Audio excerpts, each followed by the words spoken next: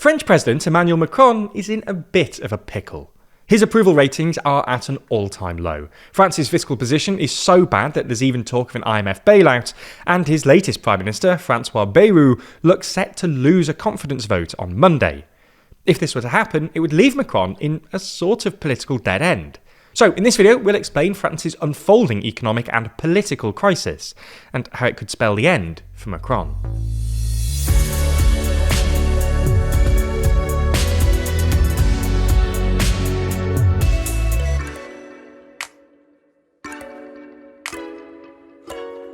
Could you rank every single politician in the world? Hear our thoughts and argue with us on our podcast, the World Leader Leaderboard. Find it over on the TLDR Podcast YouTube channel or in your favourite podcast app. So let's start with a bit of context. Since the pandemic, France has run pretty massive deficits, coming in at 8.9% of GDP in 2020 and then 6.6% of GDP in 2021. In 2022, it looked like France was on the way to normalising its finances, when the deficit shrank to 4.7% of GDP. However, in 2023, the deficit unexpectedly expanded to 5.4% of GDP, one of the highest in the EU and well above the EU's 3% target. The main reason for this sudden increase in the deficit was weak GDP growth, which fell from about 2.5% in 2022 to just 0.8% in 2023. Lower than expected growth meant lower than expected tax revenues, and this was the main reason the deficit, which is just the gap between spending and revenue, came in above expectations. Anyway, at this point, the French government decided that it needed to do something. A deficit of 5.4%, which widened further to 5.8% in 2024, clearly isn't sustainable in the long term, especially given that France's overall debt burden is already above 110% of GDP, one of the highest in the world. Without a sudden increase in GDP growth, which looks unlikely at the moment, the only way for France to balance its books would be to cut spending or raise taxes.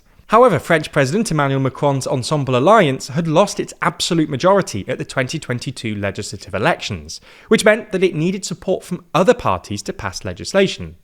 Macron and his Prime Minister Elisabeth Borne were unable to convince other parties to support their agenda, which meant that Borne had to repeatedly resort to Article 49.3, an arcane constitutional provision that allows the Prime Minister to pass a bill without a vote in the National Assembly, unless a motion of no confidence is successfully passed within 48 hours. However, it soon became clear that relying on Article 49.3 wasn't politically sustainable. There were recurring protests, Macron's approval rating was plummeting, and the threat of a no-confidence vote grew every time Article 49.3 was invoked. With Article 49.3 essentially off the table and Borne unable to cobble together a majority in the National Assembly, legislative deadlock ensued. Macron tried to break the deadlock by replacing Borne with the fresh-faced Gabriel Attal, but didn't work. So, in mid-2024, Macron called snap legislative elections, in the hope of winning an outright majority. Again, this didn't work. Macron's centrist coalition actually lost seats, and both the NUPES coalition to his left and National Rally to his right had campaigned on programmes that would actually require more borrowing. Macron then appointed yet another Prime Minister, Michel Barnier, who tried to win support from the National Rally to get a new budget passed. This didn't work, so Barnier tried to use Article 49.3 to force it through, which triggered a no-confidence vote that Barnier lost after only 3 months in the job. Barnier was then succeeded by François Bayrou last December. Bayrou was able to survive a no-confidence vote in January by agreeing to another round of negotiations over Macron's contentious pension reforms, which aimed to raise France's retirement age from 62 to 64 for most workers. However, this was only a temporary reprisal, and Bayrou has since failed to pass any budget balancing measures. His plan includes €43.8 billion in savings for 2026, 80% of which would come from spending cuts. Among the most controversial austerity measures are plans to remove 2 national holidays, a freeze on pensions, and €5 billion in health cuts. To no surprise, these proposed measures haven't gone down well with the French electorate. A broad anti-government movement has since emerged on social media, calling for a general strike on September the 10th, while trade unions are also calling for further strikes on September the 18th. In a bid to break this deadlock, in late August, Bayrou called for a parliamentary confidence vote in his government, and its budget, which will take place on September the 8th. Bayrou was presumably hoping that, by raising the stakes, he might pressure some opposition parties into backing his budget, to avoid toppling yet another prime minister, and all the chaos that comes with that. But basically every large opposition party, including the National Rally, France Unbowed, the Socialists, the Greens and independent left-wing groups, have all said they will not support Bayrou. This all but guarantees his defeat on Monday, which will in turn force him and his government to resign. The real question then is not whether Bayrou will lose the vote, but what Macron will do next. And, well, there doesn't seem to be a way forward. Broadly speaking, Macron has two options. First, Macron could attempt to replace Bayrou with yet another prime minister. But given that the previous four have all failed, it's hard to see this making any difference. And it's not even clear who Macron could appoint at this point. It looks like an impossible job, and many of the prominent figures within Macron's centrist bloc are keen to distance themselves from his increasingly unpopular presidency, with an eye on the upcoming presidential election in 2027. The second option for Macron would be to call another snap election. To be fair, polls suggest that most of the electorate want a snap election to be held if Bayrou's government falls. But other polls suggest new elections will likely just result in another hung parliament, with maybe a few more seats for the National Rally. This wouldn't resolve the political deadlock. It could even make it worse, and would make Macron look impotent. This is why, despite his repeated insistence to the contrary, there's now growing pressure on Macron to resign, even from within his own camp. The longer the deadlock persists, the worse the fiscal crisis will get, because the markets will interpret the deadlock as evidence that France is politically incapable of balancing its budget. French bond yields have already risen dramatically in recent months, creating a sort of doom loop.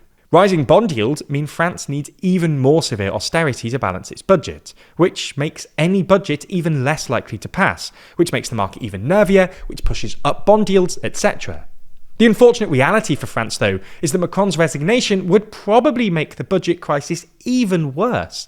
Because while the bond markets don't like deadlock, they really don't like political chaos or Macron's probable successors, who all apparently want more borrowing.